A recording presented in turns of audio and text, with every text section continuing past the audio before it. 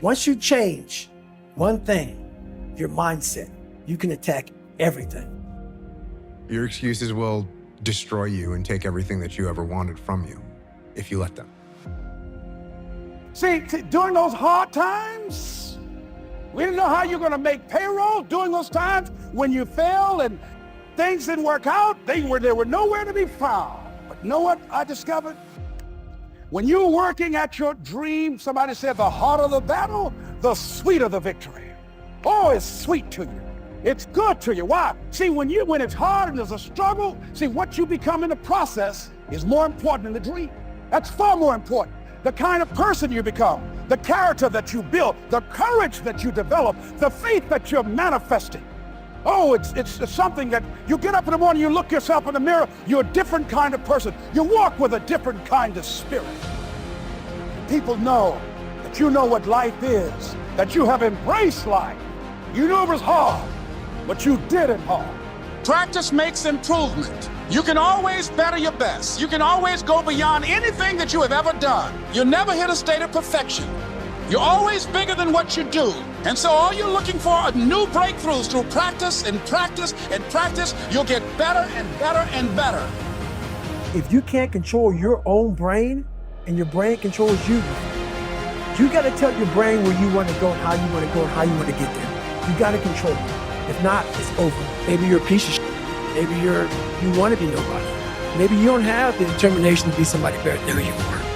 When your excuses make you feel a little bit better about the fact that you didn't execute on what you needed to execute on, then they can make you feel better, but they're not helping you. They're not helping you at all. Why does discipline equal freedom? Because the more discipline you have in your life, the more freedom you will end up with. If you want freedom in your life, you have to have discipline. Go do some push-ups. Go spend $12 at the hardware store and hang up a pull-up bar in your room and start doing pull-ups. And if you can't do one pull-up, hang on that bar. And you're gonna start to get a little bit stronger. You're gonna start to get a little bit healthier. You're gonna start to get more focused. You're gonna start to become more resilient. And you're gonna start to understand the world better. And you're gonna start to progress in every aspect of your life. And you'll see that if you have that kind of discipline right now, you're gonna end up with freedom. Because you're sad, now you're gonna make a bunch of bad decisions because you're sad. No, it doesn't work like that. It doesn't work like that. You're sad, okay. You get emotional sometimes? Okay, got it. Now, get control of your emotions and carry on with your life. And sometimes you're gonna get hit with those waves, and that's okay. No, at a certain point, you say, okay, my emotions are now leading me down the wrong path. I'm in control.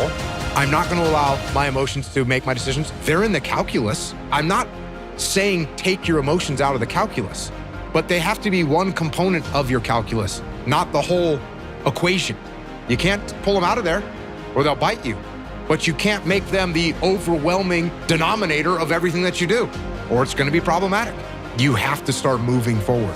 You have to start taking steps in order to improve your vision, improve your perspective, change your perspective, make some kind of progress. Find a thing you like. Try to find a thing that you really enjoy. Try to find a thing that you're passionate about. Find a thing that you genuinely enjoy, because getting good at things you genuinely enjoy is extremely beneficial for young people. You have to understand who you are. Doing things that are difficult is as much of a nourishment of the mind as food is a nourishment of the body. I think you need things that are puzzling to you, where you have to find your own human potential in the difficulty of the task. And work your way through things. Challenged mentally and challenged physically. One of the great things about being challenged physically is it's also mental. The people that don't understand that have never really been challenged physically. People that think that physical challenges are just physical. It's just brute grunt work. It's not. It's emotional intelligence. It's understanding your desire to quit and conquering your inner. All that stuff it's mental. It's playing out inside your head. And there's a mental strength that you acquire from that you can apply to intellectual pursuits. And worst case scenario, you figure out that you walked the wrong direction. Okay, now you can go walk in the other direction. And that's gonna be fine. But standing there lost and not doing anything is just waiting to die, waiting to starve to death. Don't let that happen. Your default setting should be, I'm gonna do something. You got to be aggressive. That's got to be your default mode, is to take action and make things happen. Because most human instinct is to wait. Most human instinct is to hesitate. Most human instinct is to let things go longer and stick with the status quo. And that seems to be on the front, the lowest risk in the situation, is to not do anything. It usually appears to be the lowest risk. So to train people to, I need to take risk, some level of risk, take action, because in the long run, I say 7 out of 10. 7 out of 10 times, action is better than inaction. You were scared you were gonna fail. You were scared if you started, you never finish it. You didn't want to tell anyone about it. You knew it was there, but you never wanted to embark on it until something hits. You get fired or somebody else gets success, remind you what you could have been. And then that fucking spark is born. And no matter what happens, I'm never gonna be in this boat again. And you get up and you go, even if it gets knocked down, you just keep going, you're a wild man. And life has never been so sweet. It's time to unwrap the potential you can be. It's within you. It's within every single one of us. And the people that have risen to that level were no different than any one of us. It's just they believed it and they were willing to work their off to get it. It wasn't about the potential. It wasn't about the genetics. It was about the perseverance. And it wasn't about being the hardest worker in the room. That's what got them there. And it didn't happen overnight. They got knocked down more than they ever stood up. But they kept going and kept going and kept going and kept going, because what else is the alternative? To be average again. That sucks, man. When you've tasted success at one point in your life, when you taste these finer things of life, all the pain, all the work, all the sacrifice to get them is well worth it. If anything, it's a small down payment for the price and the reward you got. Stop running from the potential of what you can be, guys. It's inside of you. It's always been there. And I'll never accept mediocre again. I'm always going to give it my 110%. That's the only thing I can ever say a solid day's work. That's all that will ever find peace in.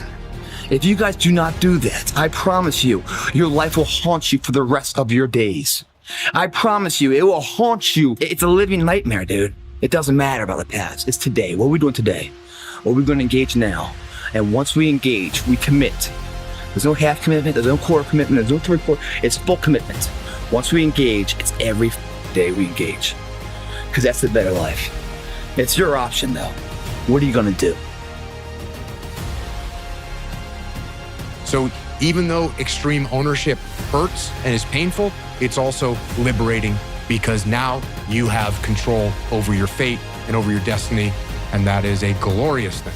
Extreme ownership is, this went wrong, this failed, didn't accomplish this, and it's not the fault of my boss, it's not the fault of my girlfriend, it's not the fault of my parents, it's not the fault of the weather, it's my fault. And I'm gonna take ownership of it, and I'm gonna fix it. That's what extreme ownership is.